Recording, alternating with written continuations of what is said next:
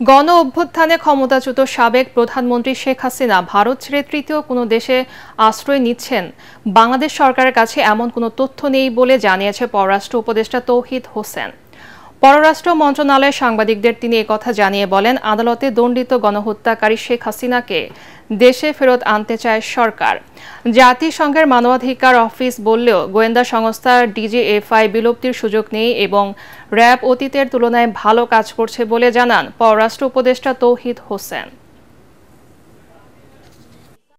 এটাও তো আমার কিছু করার নেই, বাংলাদেশেরও খুব বেশি কিছু করার নেই। আমরা তো চাই যে উনি ফেরত আসুন। না, আমি ওরকম কিছু জানি, তবে শুনেছি আপনারা যেরকম শুনেছেন এরকম অনেক প্রতিষ্ঠানের মতোই গত 15 বছর সেগুলোকে ধ্বংস করা হয়েছে। যে কাজগুলো দিয়ে করানো হয়েছে এটা তো র্যাবের কাজ না, কিন্তু করানো হয়েছে। এখন আমরা চাই যে তারা যদি সজ্জিত পর্যায়ে কাজ করতে থাকে যেটা দেশের স্বার্থে, তাহলে তো আমার প্রতিষ্ঠান নষ্ট করার কোনো প্রয়োজন নেই।